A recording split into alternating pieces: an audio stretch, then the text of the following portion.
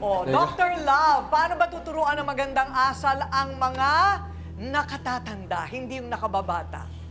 Mahirap i-correct ng matatanda. Oo. Pero dapat malaman ng matanda kung mali yung kanyang ginagawa. Alam, hindi po nangangahulugan na kami ng mga may edad na, huwag namang matanda, kaming may edad na, tama lahat ng ginagawa namin. Kahit sa magulang, hindi porke magulang ka, tama na yung ginagawa mo. Pwede nating i-correct sa mga bata. Pwede nating sabihan sa magandang paraan. Pwede naman kasi hindi naman tayo perfecto, di ba?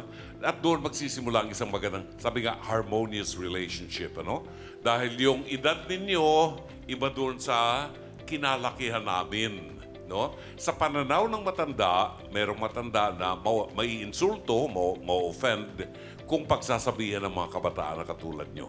Pero dapat maging bukas ang aming kaisipan at willing na baguhin ang dapat baguhin. Yon.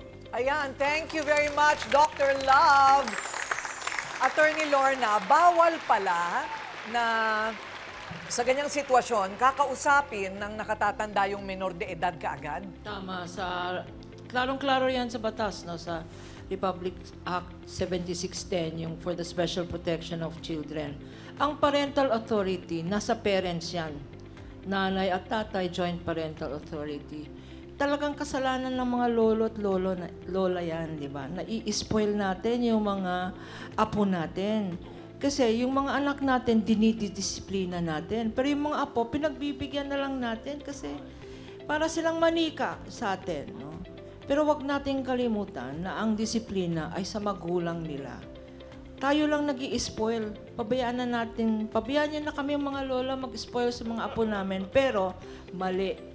Mali yung ginawa mo na pinagalitan mo. Miski na hindi physical, miski na kasi bawal talagang physical, miski na pinagsabihin mo lang yung anak ng iba. Kasi ang may authority doon, yung nanay.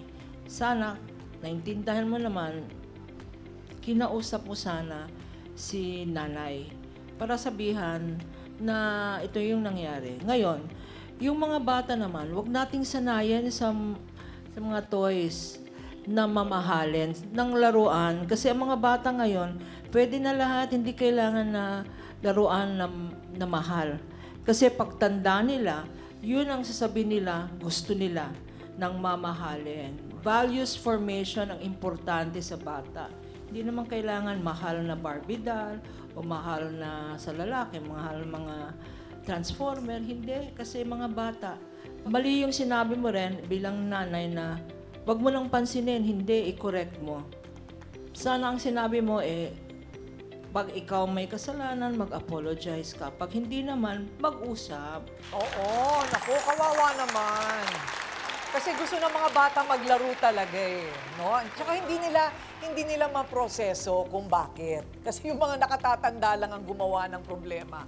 So, Doc Camille, paano ba dapat itama ng mga nakatatanda ang kanilang pag-uugali at kilos sa harap ng bata? Ang hirap, Dahil kasi una-una po, pag yung mga adults, sasabihin nga, di ba, you cannot teach old dogs with new tricks. Pero dapat nating tandaan, lahat ng ginagawa natin, accountable tayo doon. So kung accountable tayo doon, dapat tayo magbibigay ng tamang ehemplo sa ating mga anak. Lalo na po sa mga magulang, you work as a team. Ikaw at yung anak mo, you work together. So dapat lang, ipakita mo yung tamang pag-uugali. Pero sana matandaan din po lahat ng mga magulang na pagdating sa ganitong pagkakataon, pag nagdidisiplina tayo, use your words, not your hands. Kasi ang hirap pag sinabi nyo na inumpisahan nyo na manakit, nakakalungkot po dahil kasi yung impact nito na parang nag-uumpisa na nagkakaroon ng possibility for child abuse, yung possibility na yung anak mo mawawala na yung confidence sa sarili, tapos umaabot din sa punto na baka sa susunod sila na yung mambuli. Nakakalungkot po na magkaroon ng mga ganitong klaseng chain reaction. Correct. Naku, yung mga bata pa naman, yung mga ganong edad, dyan sila natututo, ang tawag dyan, formative years. Yung mga anak namin, tinuruan namin na pag may ginawa kaming mali, pipitikin kami sa tenga. Oo, talaga. Mama, that's bad. O sige, pipitikin kami. Alam nila kung anong tama at mali. Kasi lahat naman tayo nagkakamali. Okay.